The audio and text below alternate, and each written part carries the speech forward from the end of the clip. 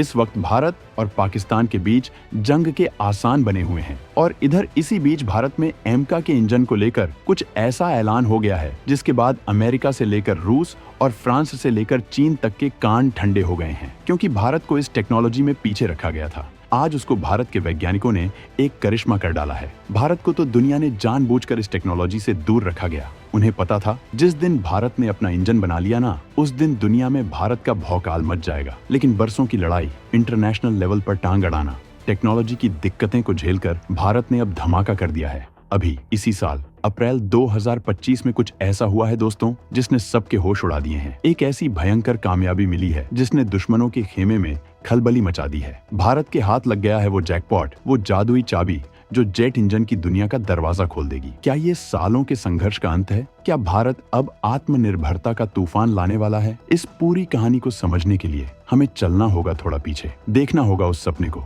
जिसका नाम था कावेरी। साल था 1986। भारत बदल रहा था, दुनिया में अपनी पहचान बना रहा था। तभी डीआरडीओ की एक लैब जीटीआरआई को एक जिम्मेदारी दी गई, बनाओ भारत का अपना फाइटर जेट इंजन। किसके लिए? अरे अपने शेर तेजस फाइटर जेट के लिए। नाम रखा गया कावेरी। सपना बड़ा था, एक ऐसा ढांसू इंजन बनाना 90 से 95 किलो न्यूटन थ्रस्ट वाला, जो न सिर्फ तेजस को उड़ाए बल्कि भविष्य के एडवांस्ड जहाजों जैसे एमका को भी ताकत दे। मगर दोस्तों, रास्ता आसान कहाँ था। जेट इंजन बनाना दुनिया की सबसे मुश्किल इंजीनियरिंग चुनौतियों में से एक है। पैसा चाहिए पहाड़ जैसा, टेस्टिंग के लिए चाहिए खास इंतजाम और दिमाग चाहिए आइंस्टीन जैसा। पर जीटीआरआई के पास अरे फंड ही नहीं थे ढंग के। हाई एल्टीट्यूड टेस्टिंग या फ्लाइंग टेस्ट बेड जैसी जरूरी सुविधाओं के लिए पैसा ही नहीं था। नतीजा, हमें रूस जैसे देशों पर निर्भर रहना पड़ा। और भाई साहब, इसी चक्कर में हुई देरी पे देरी और खर्चा बढ़ता गया आसमान की तरह। फिर आया साल 1998। हमने पोखरण में परमाणु परीक्षण करके दुनिया को अपनी ताकत दिखाई। तो क्या हुआ?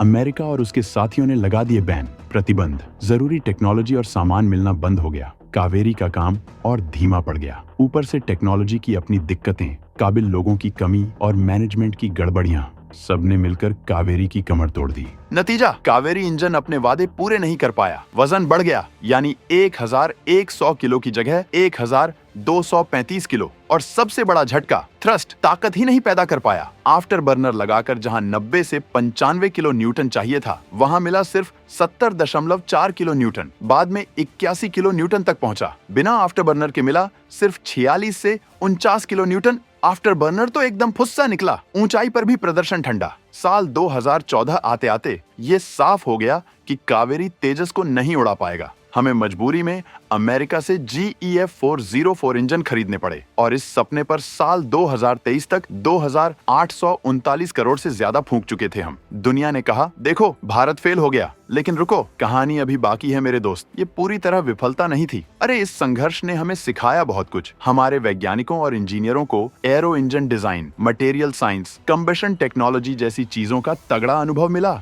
डीआरडीओ और जीटीआरआई ने हार नहीं मानी। वो इंजन के कोर पर काम करते रहे। यही जिद थी जिसने ड्राई कावेरी जैसे नए अवतार को जन्म दिया। कावेरी एक सबक था, एक जरूरी R&D फेज था जिसने आज की सफलताओं की नींव रखी। पर सवाल वही था, वो कौन सी एक बाप टेक्नोलॉजी थी जिसे हासिल करना बाकी था? वो कौन सा पुर्जा था जो हमें इंजन की रेस में वापस लाता? टेक्नोलॉजी हाथ लगी, सिंगल क्रिस्टल ब्लेड का भौकाल। तो दोस्तों, जेट इंजन का सबसे नाजुक, सबसे जरूरी और सबसे ज्यादा गर्म रहने वाला हिस्सा होता है हाई प्रेशर टरबाइन। इसे इंजन का हॉट सेक्शन कहते हैं। सोचो, यहाँ कंबशन चैम्बर से निकली 1500 डिग्री सेल्सियस या उससे भी ज्यादा गर्म गैसें तूफान मचाती हैं और इसी तूफान के बीच नाचते हैं एचपीट ब्लेड्स। ये ब्लेड गैसों से ताकत खींचकर इंजन के कंप्रेसर को घुमाते हैं, जो और हवा अंदर खींचता है। ये ब्लेड कोई मामूली चीज नहीं होते।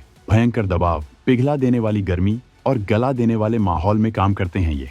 अगर ये ब्लेड फेल हुए ना, तो पूरा इंजन ठप। इसलिए इनका डिजाइन, मटेरियल और बनाने का तरीका इंजन की परफॉर्मेंस, ताकत और जिंदगी के लिए सबसे ज्यादा जरूरी है। यही एंट्री होती है असली बाप टेक्नोलॉजी की, सिंगल क्रिस्टल ब्लेड। देखो, पुराने जमाने के ब्लेड होते थे पॉलीक्रिस्टलाइन, मतलब कई छोटे छोटे क्रिस्टल दानों से बने हुए। इन दानों के बीच की जो लाइनें होती है ना, ग्रेन बाउंड्री, वो ज्यादा गर्मी और दबाव में कमजोर पड़ जाती है। ब्लेड मुड़ने लगते हैं, जंग लगता है, दरारें पड़ जाती हैं। लेकिन सिंगल क्रिस्टल ब्लेड, नाम से ही जाहिर है, धातु के सिर्फ एक ही क्रिस्टल से बना। कोई जोड़ नहीं, कोई कमजोर कड़ी नहीं। नतीजा, ये ब्लेड पारंपरिक ब्लेडों के मुकाबले कहीं ज्यादा मजबूत होते हैं। ये अपने पिघलने के पॉइंट से भी ज्यादा तापमान झेल सकते हैं। इनमें जबरदस्त ताकत होती है और ये गर्मी से जल्दी खराब नहीं होते। इससे इंजन ज्यादा गर्म तापमान पर चल सकता है, जिससे मिलती है ज्यादा ताकत, ज्यादा एफिशिएंसी और भयंकर परफॉर्मेंस। लेकिन इन्हें बनाना, अरे बाप रे, बहुत ही मुश्किल काम है, जिसके लिए चाहिए खास तकनीकें। और इसी मुश्किल और जरूरी टेक्नोलॉजी पर दुनिया के बस कुछ ही देशों का कब्जा है। अमेरिका, ब्रिटेन, फ्रांस, रूस, चीन और ईरान जैसे देश भी हाथ पैर मार रहे हैं। भारत के लिए इस टेक्नोलॉजी में आत्मनिर्भर बनना एक बहुत बड़ी चुनौती थी। डीआरडीओ की एक और लैब डीएमआरएल सालों से इस पर काम कर रही थी और हेलीकॉप्टर इंजन के लिए एसईसी ब्लेड बना भी चुकी थी। और फिर आया अप्रैल 2025। भारत ने मारी एक जोरदार छलांग। डीआरडीओ ने ऐलान किया कि हमने छोटे टर्बोफैन इंजन, जो शायद यूएवी के लिए है, के हाई प्रेशर टरबाइन ब्लेड खुद ही डिजाइन किए, डेवलप किए और बना डाले, पूरे स्वदेशी। ये ब्लेड निकल आधारित सुपर अलॉय से बने हैं, खास वैक्यूम कास्टिंग से। इनका डिजाइन एकदम पेचीदा है और इन्हें इतनी सटीकता से बनाया गया है कि पूछो मत। 700 से ज्यादा ब्लेड बनाए और 74% एकदम सही निकले। टेस्टिंग ने कंफर्म किया, ब्लेड एकदम झन्नाट हैं, सारे स्टैंडर्ड पूरे करते हैं। और ये कामयाबी सिर्फ छोटे इंजन तक नहीं रुकेगी दोस्तों। जीटीआरआई अब इसी टेक्नोलॉजी का इस्तेमाल करके कावेरी इंजन को भी अपग्रेड कर रहा है। पुराने ब्लेड्स जो 1050 डिग्री सेल्सियस झेलते थे, उनको हटाकर अब लगाए जा रहे हैं दूसरी पीढ़ी के सिंगल क्रिस्टल ब्लेड, यानी CMSX4 सुपर अलॉय वाले, जो 1088 डिग्री सेल्सियस तक काम कर सकते हैं। साथ में नई कोटिंग और कूलिंग डिजाइन। इससे इंजन का turbine entry temperature 1500 degree Celsius से बढ़कर सीधा 1500 डिग्री सेल्सियस हो जाएगा। मतलब ज्यादा ताकत, ज्यादा भरोसा। ये है असली जैकपॉट। ये है वो बाप टेक्नोलॉजी जिसकी हमें तलाश थी। इसने हॉट सेक्शन की सबसे बड़ी दीवार तोड़ दी है। अब हम न सिर्फ पुराने इंजनों को सुधार सकते हैं, बल्कि भविष्य के ढांसू इंजन भी खुद बना सकते हैं। ये है आत्मनिर्भर भारत का असली तूफान। अब हमें विदेशी सप्लायर्स के सामने गिड़गिड़ाना नहीं पड़ेगा। भारत अब एक खिलाड़ी है इस खेल का। तेजस के लिए कावेरी भले ही फिट नहीं बैठा, पर कहानी खत्म नहीं हुई। कावेरी ने लिया नया अवतार, ड्राई कावेरी। ये कावेरी का बिना आफ्टर बर्नर वाला वर्जन है। क्यों? अरे क्योंकि ड्रोन जैसे मानव रहित जहाजों के लिए आफ्टर बर्नर का झंझट, वजन और ज्यादा तेल पीना बेकार है।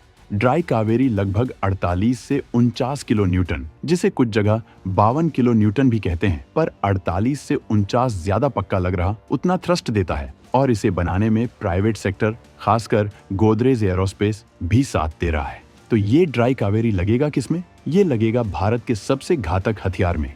ये एक स्टील्थ ड्रोन है जिसे डीआरडीओ की लैब ADE बना रही है। सोचो, एक उड़ने वाला पंख जैसा डिजाइन, दुश्मन के रडार को चकमा देने वाला, वजन करीब 12 से 13 टन, अंदर छुपा होगा 1.5 टन का हथियार, दुश्मन के इलाके में घुसकर सटीक हमला करने में माहिर। इसे कम रडार सिग्नेचर और ज्यादा देर तक उड़ने के लिए बनाया जा रहा है, जिसके लिए ड्राई कावेरी का कम तेल पीना और कम गर्मी छोड़ना एकदम परफेक्ट है। इसका छोटा भाई SWIFT ड्रोन तो पहले ही उड़कर टेक्नोलॉजी टेस्ट कर चुका है। अब ताजा खबर सुनो, 2025 की शुरुआत। ड्राई कावेरी इंजन का काम जोरों पर है। दिसंबर 2024 में इसे रूस में एक बड़े इल-76 जहाज पर लगाकर उड़ाने की मंजूरी मिल गई और फरवरी 2025 से टेस्टिंग शुरू भी हो चुकी है। ये बहुत बड़ा कदम है। असली उड़ान में इंजन कैसा काम करता है, ये पता चलेगा। और घातक, उसका भी फुल स्केल प्रोटोटाइप बनना शुरू हो गया है। ADE ने जरूरी सामान जुटाना शुरू कर दिया है। बस सरकार से फाइनल बजट पास होने का इंतजार है, जो शायद 2025 के बीच तक हो जाए। घातक की पहली उड़ान कब? कुछ लोग कह रहे 2025 या 2026, कुछ कह रहे 2027 या 2028 में प्रोटोटाइप तैयार होगा। जो भी हो, काम तेजी से चल रहा है। जिस दिन ड्राई कावेरी और घातक एक साथ उड़ेंगे ना दोस्तों, वो दिन भारत की डिफेंस ताकत में एक नया तूफान लाएगा। हम भी खड़े होंगे दुनिया के उन चुनिंदा देशों के साथ जिनके पास है ये भयंकर स्टील्थ ड्रोन टेक्नोलॉजी। बस इसी बात का इंतजार था। भविष्य की उड़ान, एमका और तेजस MK2 में मचेगा तूफान। दोस्तों, ये जो सिंगल क्रिस्टल ब्लेड वाली बाप टेक्नोलॉजी हाथ लगी है ना, और ड्राई कावेरी की तरक्की, ये सिर्फ 1-2 प्रोग्राम की बात नहीं है। ये भारत की पूरी एरो इंजन कुंडली बदलने वाली चीज है। पहले क्या होता था? हमें टेक्नोलॉजी ट्रांसफर के लिए दूसरों के आगे हाथ फैलाना पड़ता था। याद है 2012 में अमेरिका ने तेजस के इंजन GF414 के लिए सिर्फ 58% TOT की बात की थी, लेकिन अब सीन पलट गया है। जब हमने दिखा दिया कि हम इंजन का सबसे मुश्किल हिस्सा हॉट सेक्शन खुद बना सकते हैं, तो हमारी बात का वजन बढ़ गया है। अब हम सिर्फ खरीदार नहीं, बराबरी के खिलाड़ी हैं और इसका सीधा असर पड़ेगा हमारे आने वाले फाइटर जेट्स पर, तेजस मार्क 2 और एमका। इसे कहते हैं बाप की एंट्री। पहले बात करते हैं तेजस मार्क 2 की। ये मौजूदा तेजस का ज्यादा बड़ा, ज्यादा भारी और ज्यादा काबिल भाई है। इसमें लगेगा अमेरिकी GF414 engine 99 kilo Newton thrust वाला। लेकिन जून 2023 में HIL और GE ने इन इंजनों को भारत में ही बनाने का समझौता किया और सबसे धांसू बात, इसमें 80% टेक्नोलॉजी ट्रांसफर शामिल है। 80%। ऐसा पहले कभी नहीं हुआ। इसमें सिंगल क्रिस्टल ब्लेड बनाने की मशीनिंग और coating, powder metallurgy disc, laser drilling जैसी खतरनाक टेक्नोलॉजी शामिल है। करीब $1 बिलियन का सौदा है ये। इससे HIL भारत में F414 इंजन बनाएगा और तेजस मार्क 2 में 75% सामान स्वदेशी होगा। ये है असली आत्मनिर्भरता। हालांकि अपना खुद का इंजन बनाना अभी भी आखिरी मंजिल है। तेजस मार्क 2 का प्रोटोटाइप इसी साल 2025 के अंत तक आने की उम्मीद है और पहली उड़ान 2026 की शुरुआत में। तैयार रहो। और अब बात करते हैं असली बवाल की, एडवांस्ड मीडियम कॉम्बैट एयरक्राफ्ट। ये भारत का सबसे बड़ा सपना है एरोस्पेस में।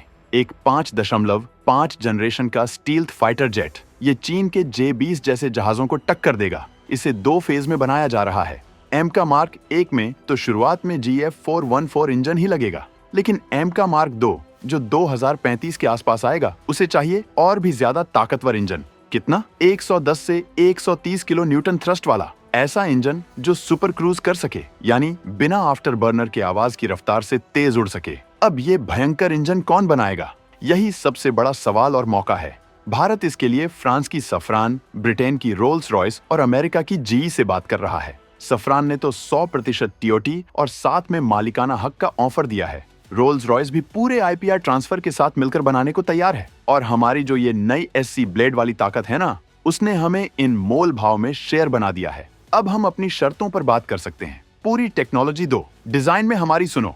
इस इंजन डील पर फाइनल फैसला जुलाई 2025 तक होने की उम्मीद है। सरकार ने भी मार्च 2024 में एमका प्रोटोटाइप बनाने के लिए 15,000 करोड़ मंजूर कर दिए हैं। मतलब इरादा पक्का है। ये जो SC ब्लेड टेक्नोलॉजी हमने हासिल की है, यही वो चाबी है जो एमका के लिए जरूरी शक्तिशाली इंजन का ताला खोलेगी। चाहे वो विदेशी मदद से बने या आगे चलकर पूरी तरह स्वदेशी, ये उसका भी बाप निकला। अब दुनिया देखेगी भारत का भौकाल। तो दोस्तों, देखा आपने कहां कावेरी का वो मुश्किलों भरा सफर, वो निराशाएं, और कहां आज अप्रैल 2025 में हाई प्रेशर टरबाइन ब्लेड बनाने की ये झन्नाट कामयाबी। सिंगल क्रिस्टल ब्लेड टेक्नोलॉजी जो कभी कुछ देशों की मुट्ठी में थी, उसे हासिल करना एक तिलिस्मी जीत है। इसने भारत के लिए एरो इंजन के नए दरवाजे खोल दिए हैं। ड्राई कावेरी का बनना और घातक ड्रोन के लिए तैयार होना सबूत है कि हमने पुरानी गलतियों से सीखा है और अब बवाल मचा डाला है। ये सिर्फ टेक्नोलॉजी की जीत नहीं है दोस्तों, ये आत्मनिर्भर भारत का फौलादी सबूत है। इंजन के सबसे जरूरी हिस्से खुद बनाना हमें विदेशी निर्भरता से आजादी दिलाएगा। ये हमारी वो कमजोरी थी जिस पर दुश्मन हंसते थे। अब वो डर के मारे बाप बाप करेंगे। अब हम सिर्फ खरीदार नहीं, ग्लोबल एरोस्पेस मार्केट के असली खिलाड़ी बनने जा रहे हैं। SC ब्लेड की कामयाबी ने हमें GE के साथ बेहतर डील दिलाई और एमका मार्क 2 के इंजन के लिए हमारी जमीन मजबूत कर दी। सरकारी लैब DRDO, GTRI, HIL और प्राइवेट कंपनी गोदरेज एरोस्पेस का ये तालमेल इस ताकत को और बढ़ा रहा है। ड्राई कावेरी की उड़ानें, घातक का डेवलपमेंट, तेजस मार्क 2 का प्रोडक्शन जिसमें लगेंगे भारत में बने F414 इंजन, और सबसे बड़ा धमाका एमका और उसका वो शक्तिशाली इंजन। वो दिन दूर नहीं दोस्तों, जब भारत में बने इंजन सिर्फ हमारे फाइटर जेट्स को ही नहीं उड़ाएंगे, बल्कि दुनिया के बाजार में अपना सिक्का जमाएंगे। सालों के संघर्ष और जिद के बाद अब भारत तैयार है दुनिया को अपना असली भौकाल दिखाने के लिए। एक ऐसा भौकाल जो बना है हमारे अपने दम पर, हमारी अपनी टेक्नोलॉजी से।